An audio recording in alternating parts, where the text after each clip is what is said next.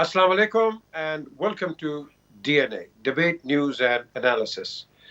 पाकिस्तान में बसंत तो बिल्कुल बैन कर दी है, लेकिन ये जो सियासी बसंत है ये इस तरह है कि मेरा ख्याल कि असली बसंत उसका मुकाबला नहीं कर सकती।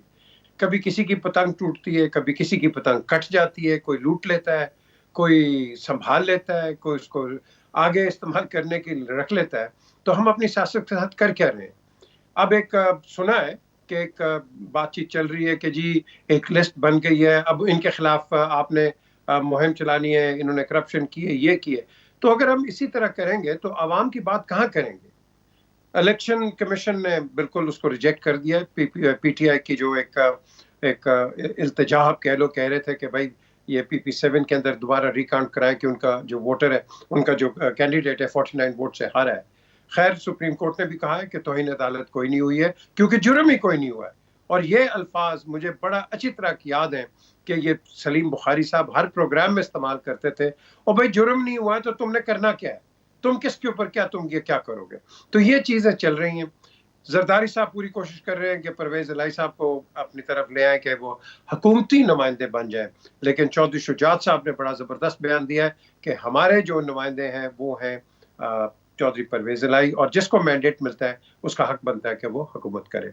और भी कई बातें हैं। एक प्यूटिन ने मुलाकात की एक खमेनेई के साथ, और फिर Turkey, Russia and of course Iran, इनकी जो मीटिंग्स हो रही हैं इस पर भी बात होती है। डॉलर 228 पे चला गया और अब हम देख रहे हैं कि ये 250 पे कब जाएगा अगर तो आपने हॉल्ट ना किया। Salim Bukhari, Iftikhar Ahmed and of course Javed Iqbal as always यहाँ मौजूद हैं। नया हफ्ता, नया प्रोग्राम। और बुखारी साहब, आपसे मैं शुरू करूंगा। ये क्या सियासी पतंग, अब सियासी बसंत हमने बना ली?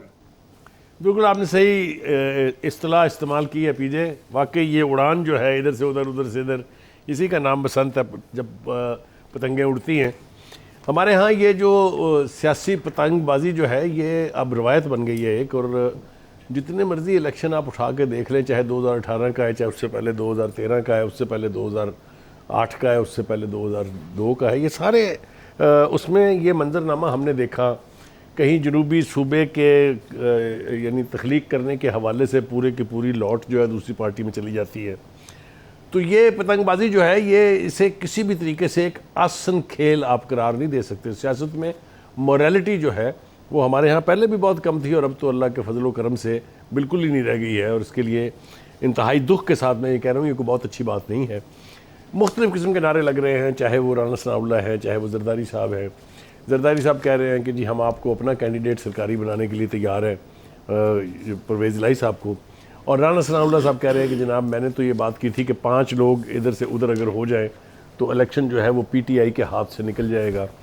फिर इसको लेके PTI के लोग जो हैं वो गए सुप्रीम कोर्ट के पास और कोशिश की कि कोई फ़ैसला ऐसा ले लें, लेकिन थैंक्स टू सुप्रीम कोर्ट उन्होंने कहा कि जब तक जुर्म ना हो, वो सरजद ना हो जाए, उसकी सज़ा नहीं हो सकती। और दूसरी बात ये कि क्या सबूत है आपके पास कि राना सनाउल्लाह ने ये कहा है और उसने ऑफ़र की है, पेशकश की है।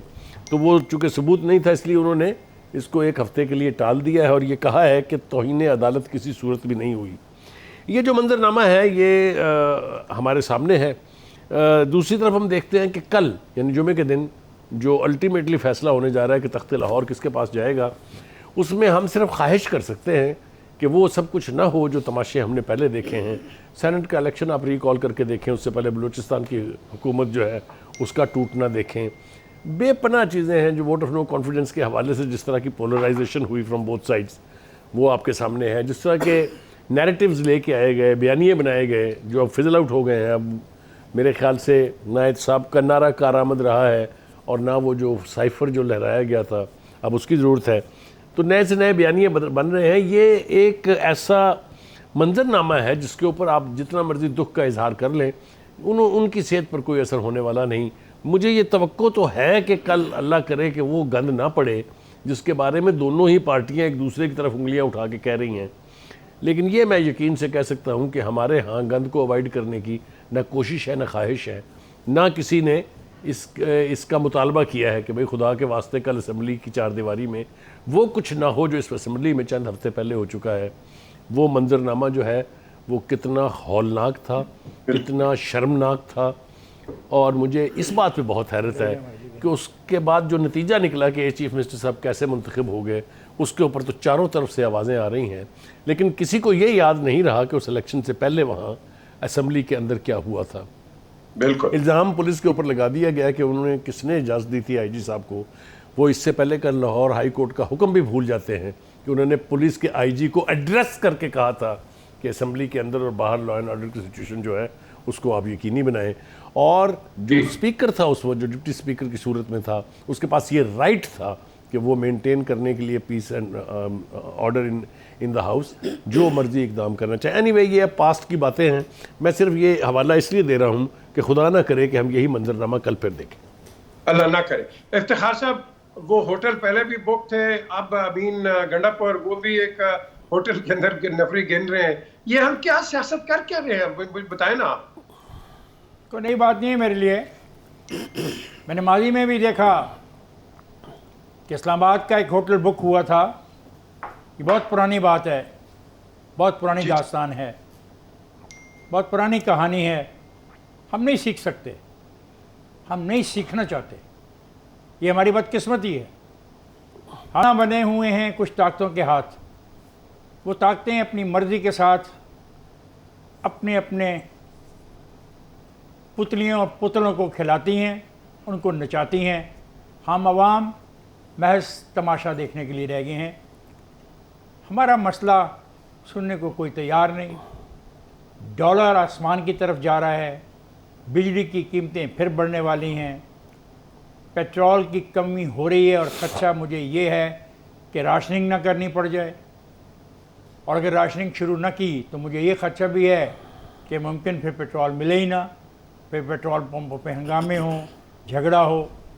बिजली के बारे में सूरत हाल है कि मैं लाहौर में रहता हूँ, फ़िरोज़पुर रोड पे 11-11 घंटे बिजली नहीं आ रही। अब 11 घंटे बिजली ना आने का मतलब ये है कि बिजली बनाने के लिए जो चीज़ें इनको चाहिए वो इनके पास नहीं है। इस पर डिबेट नहीं हो रही, इस पर कोई गंडा सिंह वाला और क्या नाम बताया आपने, गंडा या राना बात नहीं कर रहा। इसका कोई हल मुझे बताने को तैयार नहीं, ना असद उमर साहब बताने को तैयार है, ना उनके साथ 9 आदमी खड़े थे प्रेस कॉन्फ्रेंस में, वो बताने को तैयार हैं कि इन चीज़ों का क्या हल है, कौन करेगा, किसकी ज़िम्मेदारी है, कौन ये ज़िम्मेदारी ले रहा है और कौन ये ज़िम्मेदारी निभाने का वादा कर रहा है। अफसोस है कि सारी खेल इक़्तिदार की है।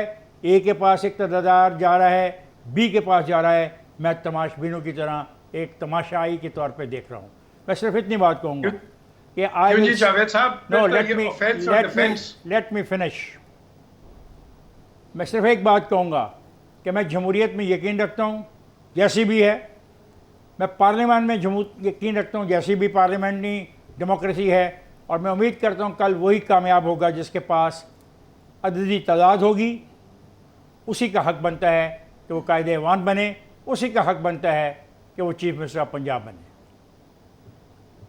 चलें जी, फिर जावेद साहब, फिर ये जो एक कानून का एक बड़ा एक एतराज आ गया कि 1 मिलियन रुपीस, कितने 100 मिलियन रुपीस इनको दिए, दो फैक्ट्रीज है, तो क्या यहाँ भी इंक्वायरी शुरू हो जानी है? अब ये छोड़ा इस बात से कि किसने किसको कितने पैसे दिए और कितने बंदे खरीदे और कितने लोगों को कोरोना हुआ और कितने लोग अपने घरों में बैठ गए। इसका मैं समझता हूँ कि सिर्फ इक़्तिदार से ताल्लुक़ है, इसका अवाम से कोई ताल्लुक़ नहीं है, पाकिस्तान से कोई ताल्लुक़ नहीं है, पाकिस्तान की मईशत से कोई ताल्लुक़ नहीं है। बदकिस्मती क्या है इस वक्त, रोना किस चीज़ का रोया जा रहा है कि डॉलर 250 को टच करने को तैयार है, लेकिन उसका कोई पुरसाने हाल नहीं है कि इस गरीब आवाम के आगे अगले 2 महीने में जो महंगाई आनी है और उस महंगाई के फंदे में इस गरीब आदमी ने जब चढ़ना है, उसकी किसी को फिक्र नहीं है। बात यह है कि अगर मियाँ शहबाज शरीफ इक़्तिदार में रहना चाहते हैं तो वो चाहते हैं कि किसी भी तरीके से वो अपना टेन्योर पूरा करें, और दूसरी तरफ इमरान खान है कि वो अपनी ज़िद और अना में इतने घिरे हुए हैं कि वो चाहते हैं कि जब तक उनको इलेक्शन की डेट नहीं देगी वो बातचीत को तैयार नहीं है। बात यह है कि इस वक्त पाकिस्तान की मईशत जिस डगर पे जा रही है इसकी किसी को फिक्र नहीं है, और इसका हल और सोल्यूशन किसी एक पॉलिटिकल पार्टी पे नहीं है। कोई एक पॉलिटिकल पार्टी ये समझने को तैयार नहीं है कि पाकिस्तान किस डायरेक्शन में जा रहा है। ये सिर्फ अपने अपने इक़्तिदार के लिए ये सारे काम कर रहे हैं। और भाई अगर एक पार्टी को सिंपल मेजॉरिटी नजर आ रही है कि मेजॉरिटी मिल गई है, तो मैं समझता हूं हमजा शहबाज शरीफ को थोड़ी सी ग्रेस दिखानी चाहिए। इलेक्शन हो चाहे 2 वोट ऊपर हो या नीचे हो, आप अवाम को क्या पैगाम दे रहे हैं कि हम आपका वोट लेकर डरबों में, आज होटलों के डरबों में बंद हो गए हैं और हम अपनी मर्जी से। और यार आप पाकिस्तान के पॉलिटिकल इलेक्टेबल्स को डरबों में बंद करके छुपा के रखा है कि कहीं ये बिक ना जाए, इनकी पतंग किसी दूसरे घर में ना गिर जाए। इससे ज्यादा बदकिस्मत सिचुएशन पाकिस्तान में और क्या हो सकती है कि हम एक दूसरे को बर्दाश्त नहीं करते। और गरीब अवाम जिससे हम वोट लेकर इन इख्तिदारों में जाते हैं, अगर जिस दिन उन्होंने क्वेश्चन कर लिया कि आप डरबों में बंद हैं हमारे वोट, तो फिर क्या होगा। एक बात और उससे भी बढ़ के बात क्या है, बात यह है और भाई सबको पता है जो अहले इक़्तिदार हैं और जो इक़्तिदार के इर्द गिर्द लोग बैठे हैं, जो इक़्तिदार चलाते हैं, जिनके मशवरों से इक़्तिदार होता है, सबको फिक्र करनी चाहिए। अगर आज सब ने मिलकर, मैं किसी एक को नहीं कह रहा, सब ने मिलकर इस मुल्क के बारे में ना सोचा, इस कौम के बारे में ना सोचा, मईशत को ठीक ना किया, तो फिर वक्त ना निकल जाए हमारे हाथ से, फिर किसी के काम, किसी के हाथ में कुछ नहीं आएगा। ईगो भी उधर रह जाएगी, अना भी आपकी रह जाएगी, इक़्तिदार भी आपका उधर दफन हो जाएगा। तो खुदारा इस कौम का सोचें, पाकिस्तान का सोचें। इक़्तिदार आने जाने वाली चीज है, अगर इलेक्शन की जरूरत है मिल बैठ के, कोई पार्टी एक स्टेप पीछे आ सकती है, क्या फर्क पड़ता है, दोनों एक एक कदम पीछे आए, बैठे। आप दोनों पाकिस्तानी हैं, आप दोनों पाकिस्तान की पॉलिटिकल पार्टीज हैं, बैठे, बैठ के मामला तय करें और जनरल इलेक्शन करवाएं अगर करवाने, या मईशत को चलाने के लिए कुछ और करना वो करें। इस कौम और पाकिस्तान की ब्रेक का वक्त हो गया जावेद, ब्रेक का वक्त हो गया, ब्रेक पे चलते। बुखारी साहब एक सवाल मैं आपको छोड़ता जाता हूँ कि एक तो ये जब जावेद ने भी बात की, इफ्तिखार साहब ने, हमारे फिर ये MPAs हैं, इनकी क्या क्रेडिबिलिटी अक्रॉस द बोर्ड। कोई इधर होटल में छुप रहा है, इधर कोई छुपा रहा है। और साथ फिर अभी अगर आपने देखी हो उनकी जो प्रेस कॉन्फ्रेंस थी मौलाना फजल रहमान की, कि हद में रहो इमरान खान वरना हम भी आगे आ रहे हैं और हम आपको हुकूमत नहीं करने देंगे। इसका जरा आप और इफ्तिखार और जावेद जरा मुझे इसका एक एनालिसिस दें इस ब्रेक के बाद।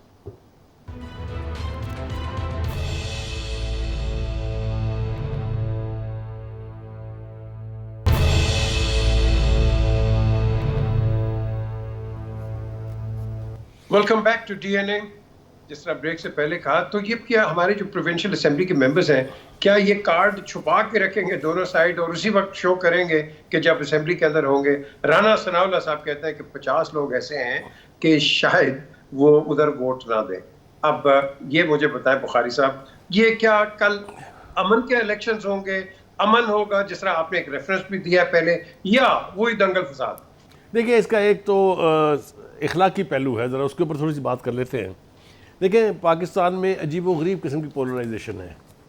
पहले बलूचिस्तान के लोग और KPK के लोग कहते थे कि पंजाब जो है वो हमारे हक़ में डाका डाल रहा है, पंजाब जो है फ़ौज भी उसकी है, ब्यूरोक्रेसी भी उसकी है, वगैरह वगैरह। लेकिन अल्लाह ताला का शुक्र है कि वो अब सूरत हाल ये है कि KPK के लोगों को, यानी हमारे पठान भाइयों को मिलाकर एक पंजाबी लीडर मिल गया जिसका नाम इमरान खान है।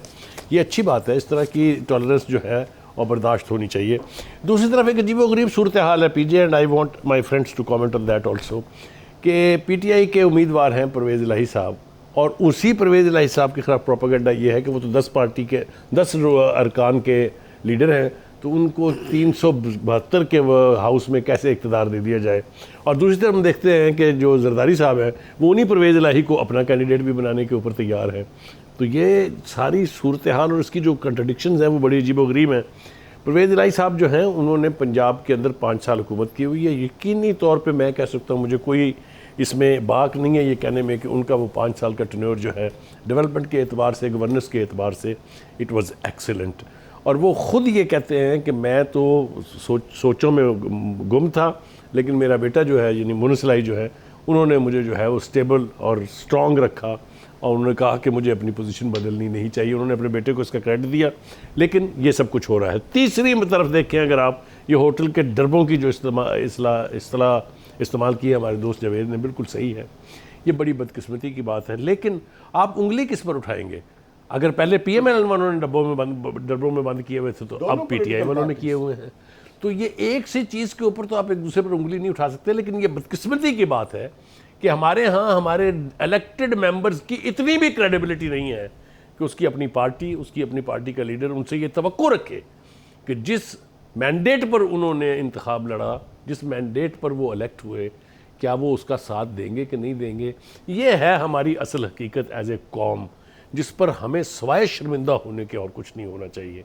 अगर ये ख़रीद व फरोख्त की मंडियाँ लगती रहेंगी तो माजी की सारी रवायात न सिर्फ दफन हो रही हैं, बल्कि हम इखलाकी गिरावट की उस मंजिल पर पहुँचे हुए हैं जहाँ मुझे इसकी कोई रेमेडी दिखाई नहीं देती।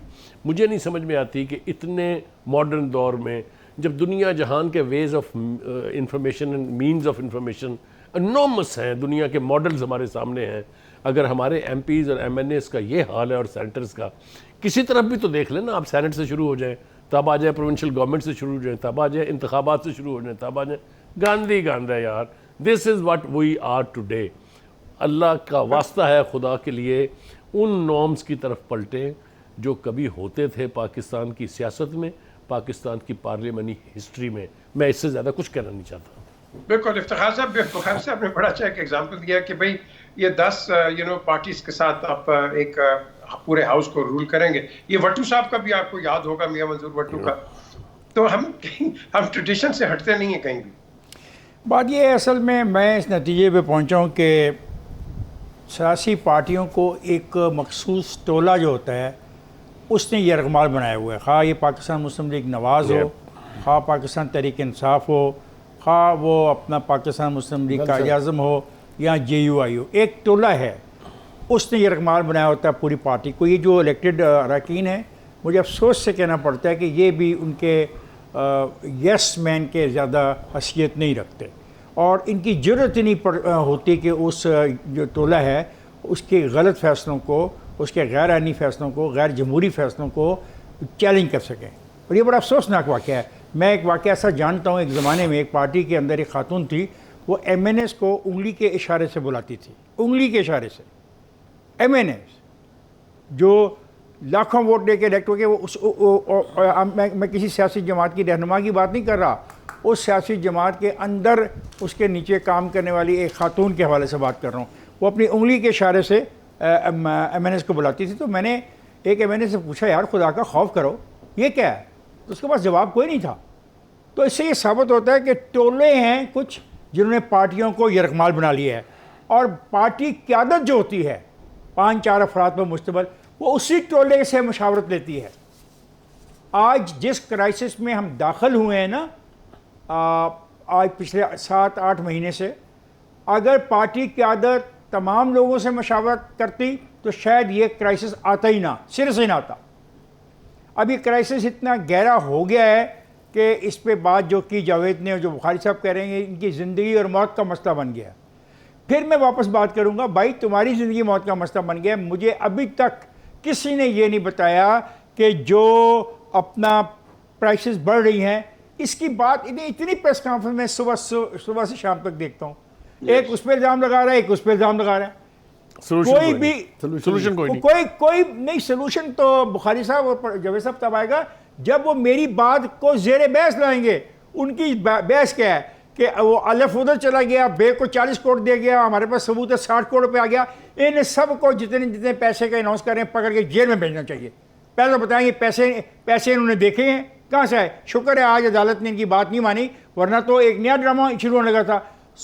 मैं तो PJ मीर, आज मैं ये बात बहुत वाज़ेह करना चाहता हूँ, मैं बतौर एक सिटीज़न दुखी हूँ और बहुत मैंने जमहूरियत की हमायत की और करूँगा और जारी रखूँगा इस हमायत को। लेकिन मुझे अफसोस है कि मैं इन टोलों का मुकाबला करने में नाकाम रहा हूँ जिन्होंने सियासी पार्टियों को यरगमाल बनाया हुआ है। बिल्कुल जावेद, आप प्लीज अपना व्यू पॉइंट दें। इन्होंने कहा ना कि जिंदगी और मौत इनकी सियासतदानों की, तो अवाम की जिंदगी और मौत पे तो हम कुछ सोच ही नहीं रहे हैं। जरा इस पर तजिया दें और फिर ब्रेक के बाद दोबारा आप शुरू कीजिएगा।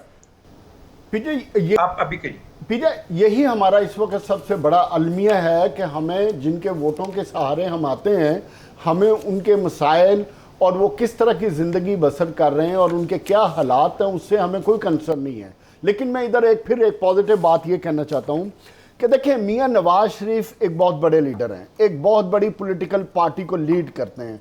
ये इस वक्त जो पॉलिटिकल टर्माइल है पाकिस्तान में, उसमें प्रॉफिट एंड लॉस मियाँ नवाज शरीफ का है।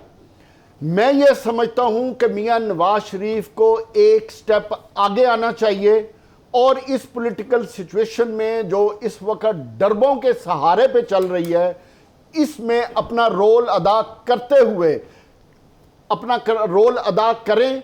और मैं समझता हूं कि बैठ के बात करें। अगर मियाँ नवाज शरीफ जिस पाए के लीडर हैं, अगर एक कदम आगे आएंगे तो मैं ये समझता हूं कि पाकिस्तान की पॉलिटिकल फोर्सेस भी एक कदम आएंगी, क्योंकि इस वक्त का तकाजा चीफ मिनिस्टर या प्राइम मिनिस्टर रहना नहीं है।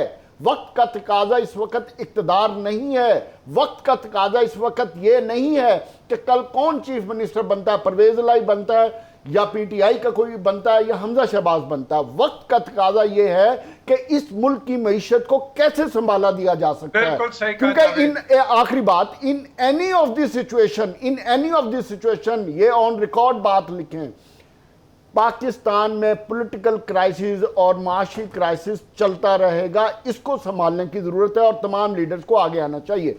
बिल्कुल, और तकाजा ये कहता है कि हम एक ब्रेक पे जाएं, फिर ब्रेक के बाद आके इसको हम कंटिन्यू रखते हैं। हमारे साथ रहिए।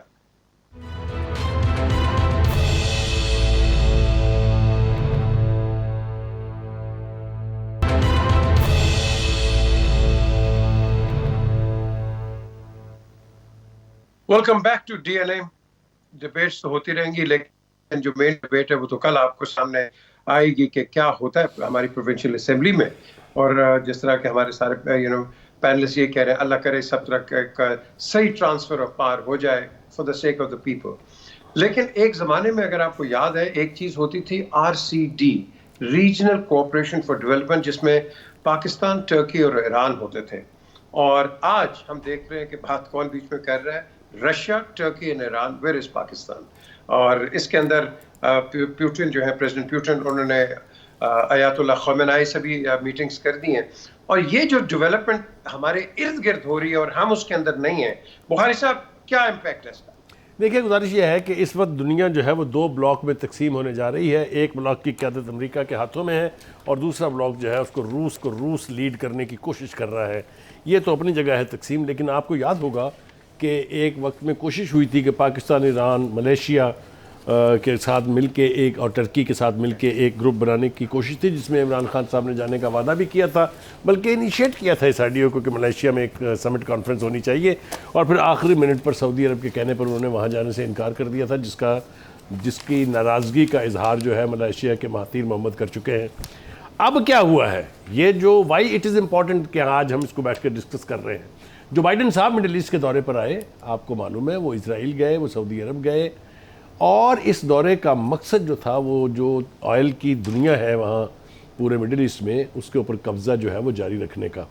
इसके मुकाबले में एक दिन बाद रूस के सदर पुतिन जो है और टर्की के रजब तैयब अर्दगान और ईरान के ख़मेनी साहब, ये तीनों मिले और इशू जो था वो शाम था। शाम में जो तेल के ज़खायर हैं जिसके ऊपर कुर्दों का कब्ज़ा, और टर्की ने उसके ऊपर हमला भी किया था, अगर आपको याद हो, तो वहाँ पर दाइश की मौजूदगी और अमेरिकन ट्रूप्स की मौजूदगी जो है वो सबसे बड़ा इशू था।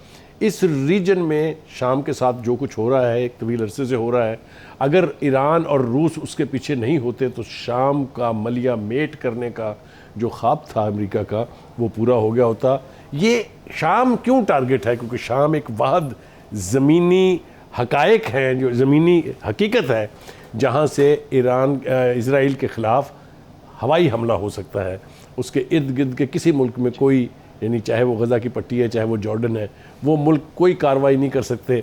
और ये जो रॉकेटों की कार्रवाई होती है थ्रू लेबनान, ये भी सीरिया से ही पॉसिबल है। तो जो फ़लस्तीनियों की कॉज की रेजिस्टेंस है, वो उसकी बेस जो है वो इससे पहले हाफिज़ अल-असद और अब बशार अल-असद जो उनके बेटे हैं प्रेसिडेंट शाम के, वो कर रहे हैं। तीनों ने जो मुश्तरका बयानिया जारी किया है उसमें दो चीज़ें बिल्कुल वाज़ेह हैं। एक तो ये कि तेल के जो ज़खायर हैं शाम के, और जो शाम का दिफा है इसको यकीनी तौर पे बनाया जाएगा, अमेरिका के हाथों नहीं चढ़ने दिया जाएगा और वहाँ से दाइश और अमेरिकी ट्रूप्स को निकालने की बात होगी। मैं समझता हूँ कि ये एक अच्छा ओमन है कि सारा कुछ जो है वो सिर्फ अमेरिका की सवाबदीद पर ना छोड़ा जाए। इसलिए ये इम्पॉर्टेंट मीटिंग जो थी, जो समिट लेवल की मीटिंग थी, ये बिल्कुल अहम थी। और पाकिस्तान के इसके ऊपर असरात के लिए तो मेरे ख्याल से एक पूरा प्रोग्राम चाहिए कि इसका क्या फॉल बैक और क्या ट्रिकल डाउन इफेक्ट पाकिस्तान पे होगा। लेकिन मैं ये समझता हूँ कि एक अच्छी डेवलपमेंट है कि शाम के दिफा के हवाले से ये अमेरिका की जो कोशिशें हैं इसराइल को तस्लीम करवाने की इस रीजन में, उसके लिए भी ये रेजिस्टेंस का काम करेगी। क्यों जी इफ्तिखार साहब, तो फिर पाकिस्तान का स्टैंड करता है इसमें?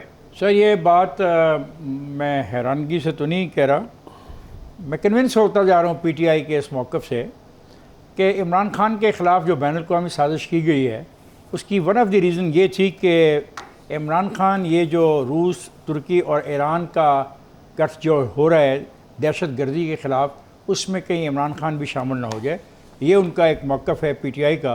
और मुझे आज ये बातें जो मैंने सुनी हैं आज की महफ़िल में बुखारी साहब की, तो मुझे ऐसे लगा है कि ये गालिबन पीटीआई वाले किसी हद तक शायद दुरुस्ती कह रहे हैं। और एक बात जो बुखारी साहब ने यहाँ पे आपसे शेयर नहीं की, मुझे शेयर करनी चाहिए, वो ये है कि मुलाकात से पहले जो आयतुल्लाह ख़मेनी साहब हैं उन्होंने ये कहा है तुर्की के लीडर से कि जो शाम में कुर्दों के ख़िलाफ़ तुर्की जो कार्रवाई कर रहा है उस कार्रवाई को बंद किया जाए। तो ये भी आपके इल्म में आना चाहिए। तो मेरा ख्याल है कि अगर यहाँ पे पीटीआई की हुकूमत होती और इमरान खान वहाँ पे आज इजाज़त होती उनको, तो ये 3 आदमी के बजाय 4 आदमियों की यहाँ पे तस्वीर होती और एक ऐसे ब्लॉक का ऐलान होता जिसमें पाकिस्तान की नुमाइंदगी भी हो जाती। बिल्कुल सही। चलें जी, एक हम ब्रेक की तरफ चलते हैं और ब्रेक के बाद इकबाल साहब का इनका व्यू पॉइंट लेते हैं, क्योंकि टाइम बिल्कुल थोड़ा है तो जावेद की बात बिल्कुल कट जाएगी, but will take him just after this break.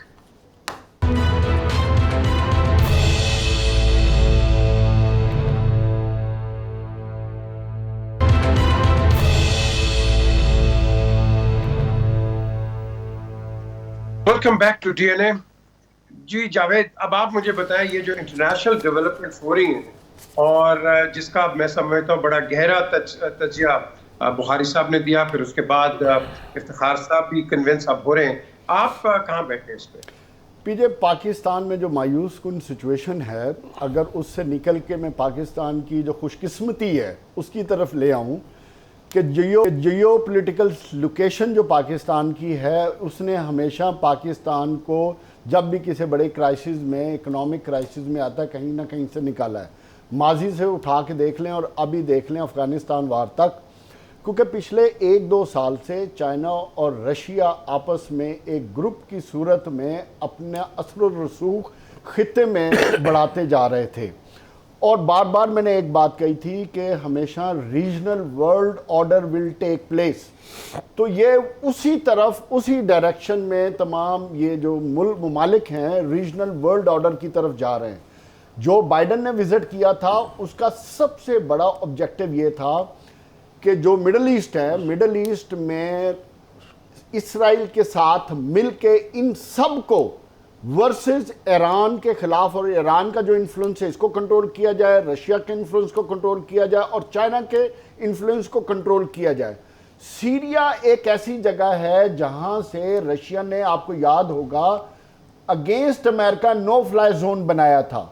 सो किसी सूरत में ये मुल्क एंटी अमेरिका से पीछे नहीं हटेंगे। और आने वाले वक्त में जिसकी तरफ मैं लाना चाहता हूं, पाकिस्तान इंशाल्लाह is going to be the beneficial, जिसकी तरफ हम इमरान खान की तरफ इफ्तिखार साहब ने इशारा दिया था। मैं ये समझता हूँ ये किसी पॉलिटिकल पार्टी का फैसला नहीं होगा, यह रियासत का फैसला होगा। और इसमें आपने देखा होगा बिलावल भुट्टो जरदारी से लेके आर्मी तक ने एक बात की सेकंड किया था कि जो रशिया का विजिट है वो स्टेट का फैसला था। तो जियो स्ट्रेटेजिक लोकेशन की हिसाब से पाकिस्तान के लिए ये जो न्यू वर्ल्ड ऑर्डर की शक्ल में, रीजनल वर्ल्ड ऑर्डर की शक्ल में जो ममालिक इकट्ठे हो रहे हैं, इंशाल्लाह पाकिस्तान को इसका फायदा ही फायदा होगा। ओके जी बुखारी साहब, अब यहाँ एक क्रिटिकल एक सिचुएशन आती है। आपके पास रशिया भी है, ईरान भी है, जहां से हमें एनर्जी मिल सकती है। एक दूसरा, आपने एक मेंशन किया कि यहाँ एक ब्लॉक बनने की कोशिश हो रही है, लेकिन इस ब्लॉक के साथ साथ हमें भी तो ये ब्लॉक कर देते हैं ना, जो जिसका इशारा भी इफ्तिखार साहब ने किया। जी बिल्कुल, बात तो ठीक है ये, लेकिन एक बात बिल्कुल हकीकत है कि हमने 70 से ज़्यादा बरस तक अमेरिका की जो खिदमत की है और अमेरिका से उसके नतीजे में हमें जो मिला है वो भी हमारे सामने है। अगर मैं इस वक्त लिस्ट करने बैठूं तो इस 70 साल में कोई 35 साल के करीब तो सैंक्शन रिजीम्स रही हैं पाकिस्तान के ऊपर, चाहे वो पाकिस्तान का न्यूक्लियर प्रोग्राम था, चाहे वो पाकिस्तान की अफ़गानिस्तान पॉलिसी थी, जो भी आप कह लें, तो हमें खैर की तवक्को तो उधर से कभी नहीं हुई। अब चूँकि चीन के साथ हमारे ताल्लुकात बहुत क्लोज़ हैं और ये इसके मरोड़ यकीनी तौर पे अमेरिका के पेट में उठते हैं, और अब रशिया से कुर्बत की बात भी अगर हो रही है, क्योंकि चाइना और रशिया अगर मिल के एक स्ट्रॉन्ग बेस बनते हैं, तो मेरे ख्याल से शौकत अजीज़ को मैं फिर क्रेडिट दूंगा इस पे। उसने कई साल पहले, बल्कि एक दिहाई पहले, ये कहा था look to the east should be Pakistan policy. इसी में हमारे लिए खैर और बरकत है। तो मैं इसके साथ ये बहुत स्ट्रॉन्ग तरीके से कहूँगा कि पाकिस्तान को अपना स्ट्रेटजिक, अपना जो इकनॉमिक इंटरेस्ट देखना चाहिए। ना हम अमेरिका के मामे हैं, ना अमेरिका हमारा मामा है। हमें वो फैसला करना चाहिए जो पाकिस्तान के मुफाद में है। इफ्तिखार साहब, फाइनल वर्ड्स। 20 अगस्त के बाद पाकिस्तान में जो तब्दीली मुतवक्का तौर पे आने वाली है, उसके बाद फिर 3 महीने का बीच में ब्रेक होगा, फिर नए इंतखाबात होंगे। देखना होगा कि अगर 20 को कोई तब्दीली आती है और नए इंतखाबात 2023 से पहले होते हैं, तो कौन सी लीडरशिप इमर्ज करती है?